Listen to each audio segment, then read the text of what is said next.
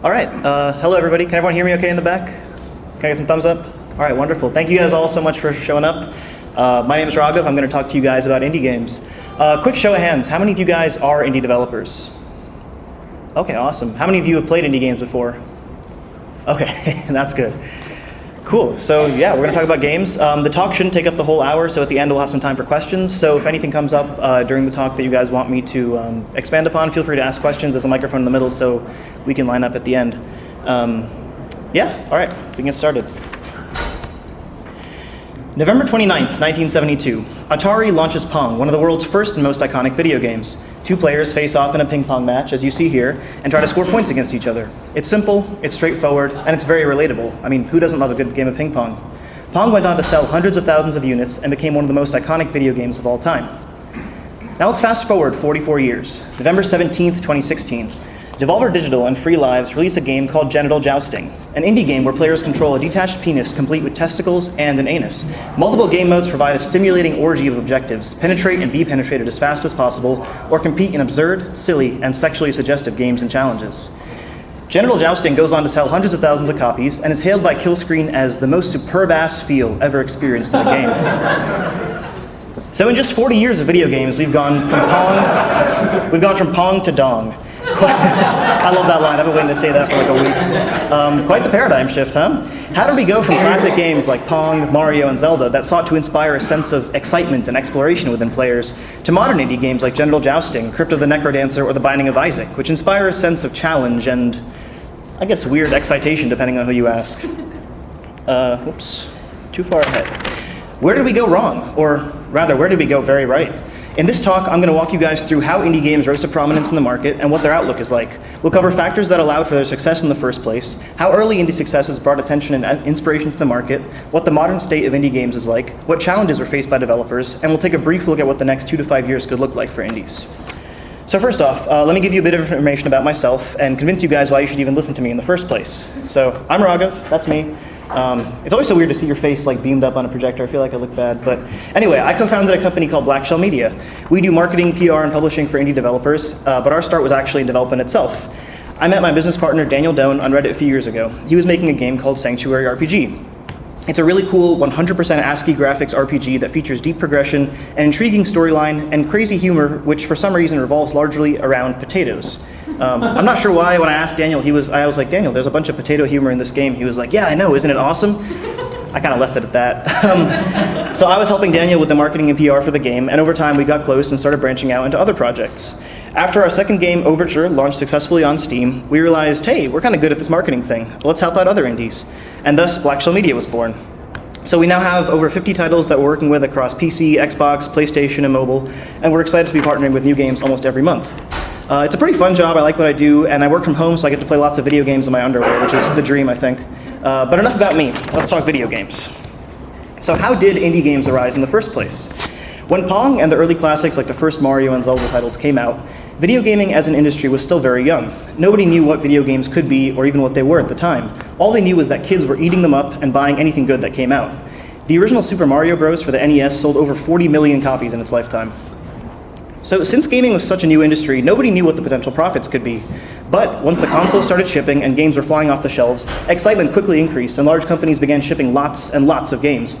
Their objective was to make money in this new market and entertain kids.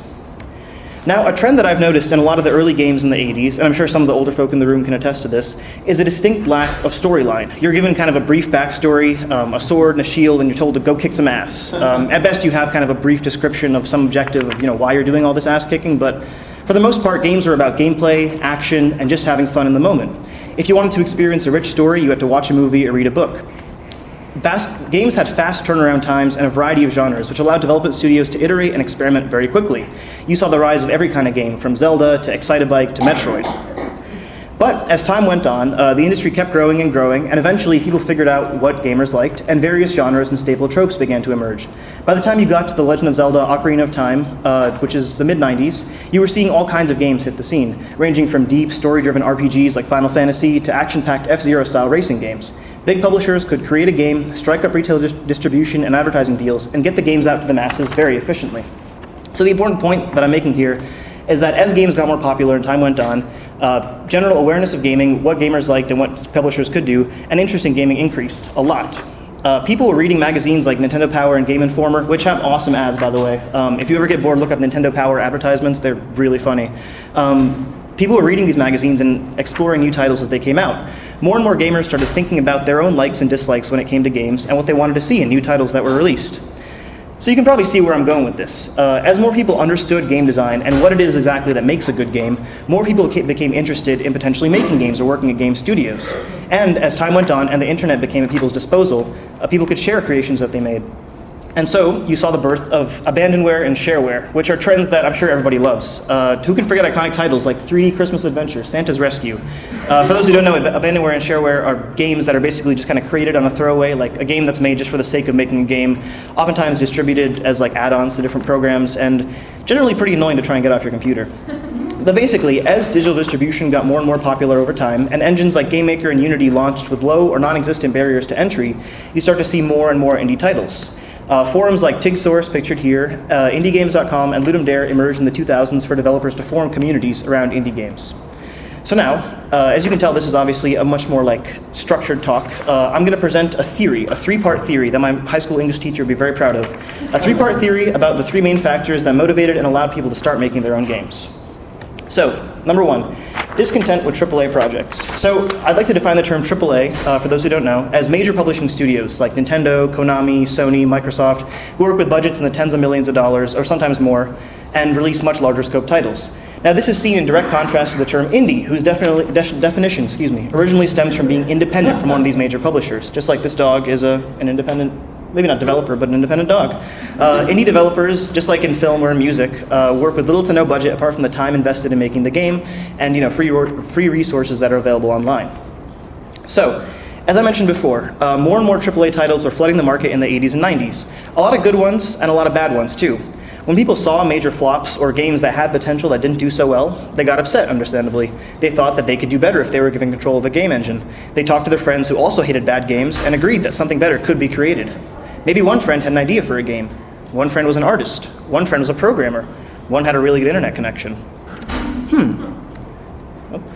They could team up and make a game, couldn't they? A game that they actually wanted to make? A game that drew on all the good things and inspirations they saw in AAA projects and left behind all the bad things and shortcomings? Absolutely. There was a really great article about indie games and innovation that was posted by Russell Carroll to Game Tunnel in mid-2004. He said, "The real appeal to most developers in creating indie games is that they can make their own game." It seems very obvious, but if you think about it, it means that you have the freedom to make something that you really want to make. Just like, we're here at South by Southwest, just like independent filmmakers and musicians that see some problem with the market at large or want to tell a story and send a message, and they can do it themselves now. You're not bounded by shareholder interests like large companies are, commercial tropes that will sell well, or hard deadlines, and that's super appealing to aspiring developers. In 1999, you had the first IGF, or Independent Games Festival, and community started to grow after that. By 2005, you had a lot of people that were working in engines like GameMaker or ClickTeam who were posting their projects online and collaborating with others on new games. So what was it that allowed developers to actually turn these ideas for games into a reality? This brings us to part two of my theory. I like my theory. Accessibility of resources to create new projects. So this guy called Mark Overmars released GameMaker, which is the precursor to modern-day GameMaker Studio, in November of 1999. The engine allowed users to create 2D games with little coding knowledge. All you have to do is design a game, come up with an idea, code maybe a little bit, and drag and drop some assets. Voila, your very own game. That's true to this day, by the way. GameMaker is an excellent engine, I recommend it. GameMaker was the first of many, many engines to be released targeting game developers. Unity is the most popular one currently on the market, and GameMaker is still decently commonly used. But you also have an enormous array of other engines like Unreal, Construct, Lumberyard, Shiva, Flat Red Ball. I mean, there's a whole Wikipedia article of list of game engines. The point is, if you have a computer, a brain, or even half a brain, and an idea, you can make a game. Anyone can download and use most of these engines without any cost up front, and developers could always create their own engine if they want to. We tried to make our own engine for our game Sanctuary RPG. It has over 100,000 lines of very messy C++ code in it. We bootstrapped a lot in developing that game. As I'm sure the programmers in the room can attest to, when you're starting out in your first project, you end up taking a lot of shortcuts, and things don't work out as prettily as you'd hope.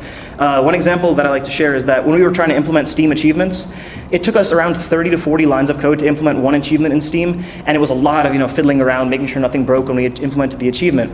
Later on, for games like Overture, we switched to GameMaker. We could could do that whole 40 lines worth of achievement in one line of code. I think 2 lines of code tops. So it really goes to show how accessible these engines are and how much simpler they make the process. So these engines, like I said, are simple to use, highly streamlined, and very easy to learn. Because of this, almost anybody is able to grab a copy and start creating games. And once they make the game and want to show it off, they were able to, thanks to part 3 of my theory, an easy way to share projects. Now, the internet revolutionized a lot of things. The example most relevant here, obviously, is marketing and distribution.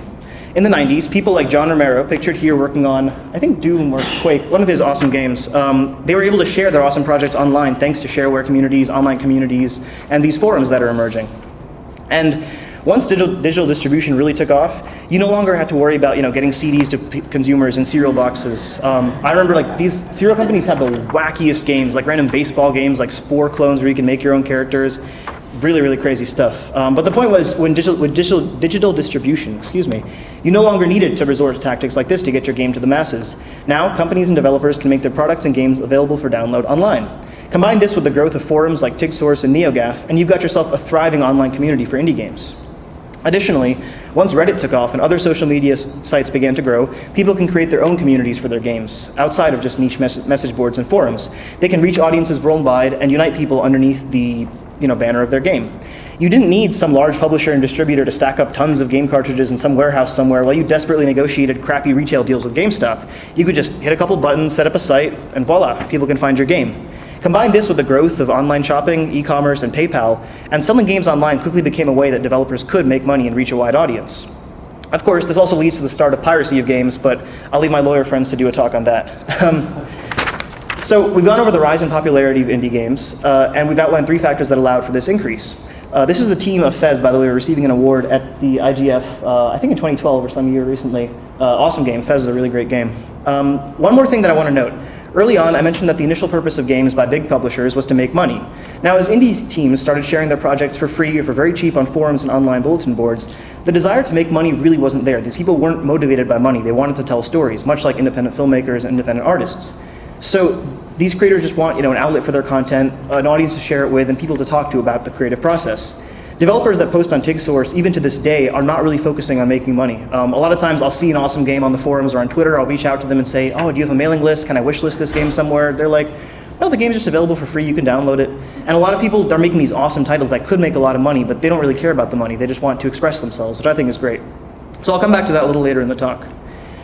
All right, the next thing I want to talk about is how early indie titles that were successful influenced the market as a whole. So the first and most obvious title to point to is Minecraft. For those of you who haven't heard of Minecraft, really? I mean, at this point, the game is practically ubiquitous. I've seen everything from all the merchandise pictured here to Minecraft lunchboxes and t-shirts and cosplays, tattoos, it's all over the place. A colleague of mine who was helping me with this talk said that he saw a 4th grader who wrote a poem in class about Minecraft. So if that doesn't show you how popular the game is, nothing will. But basically, in my opinion, Minecraft drew upon experiences and sensations evoked by the original Zelda games. Adventure, uncertainty, freedom. You're just kind of thrown into the middle of a jungle or a mountain, a field, a river, one of Minecraft's many biomes. You're thrown in with no preparation, no tutorial, no little Navi who's yelling at you, hey, listen, and telling you what to do. You're just forced to learn how to survive through trial and error. It's brutal, it's challenging, and it's very, very, very fun. Lost my paper. Oh, there we go. So Marcus Persson, the guy who created Minecraft, started posting on TigSource forums in 2009 about this 3D isometric block building game he was working on. The post became incredibly popular, he amassed a huge fan base, and not long after he released the alpha in June 2010, he was making enough money from sales and pre-orders to be able to quit his day job and work full-time on the project. I still remember the early builds of Minecraft Classic were playable in the browser. You couldn't save files or anything, just hop in and mess around. The game is very interesting, if I may talk about the design for a second. It breaks a lot of the conventions that were laid out over the prior 20 years in terms of video games having clear tutorials and ways to onboard new players, as well as the trend towards more realistic graphics. I mean, Minecraft, let's be blunt, it looks like shit. It's just voluminous pixels or voxels for short. It's not the prettiest thing, and unless you have a really beefy computer that can mod the game with new renderers and texture packs, you better get comfortable staring at these large cubes. But despite all that, the game became very, very popular. So one factor that enabled Minecraft's rapid growth and its virality was its multiplayer functionality. Pretty much anybody could set up a private server either on their own computer or by renting a server and play together with their friends. There were also tools like CraftBookit and various other plugins that allowed players to really customize their gameplay experience. And Minecraft also became one of the first games to spark a huge wave of influencer coverage. YouTubers loved Minecraft, and still do to this day, and a lot of popular creators like Bajan Canadian, Captain Sparkles, Jerome ASF, Sky Does Minecraft, all the guys up here, a lot of them got their start in the early days of Minecraft. The game is highly moddable, and with such an open environment, YouTubers can really make the game their own and make the experience something for their viewers to enjoy. To this day, Minecraft, the game itself, has 55 million active monthly users and hundreds of millions or possibly billions of monthly video views. I was trying to find some sort of database of all the YouTubers that do Minecraft videos and how many views they get so I can get you guys an actual number. There are just too damn many to summarize. It's a lot. If you just go to YouTube and search Minecraft, you'll see it's crazy. Minecraft and its creator company Mojang went on to get bought out by Microsoft for a whopping $2.5 billion. Notch bought a giant house and had a bit of fun with the money. He had a really cool opening party, or like housewarming party, that I wasn't invited to, sadly. He's hanging out now, probably just relaxing and brainstorming his next project. Hopefully he turns back to Scrolls sometime, which is a project that Mojang abandoned. But the legacy created by his game is on the minds of gaming industry analysts and gamers everywhere. A lot of indie developers that I talk to say they want to be like the next Notch.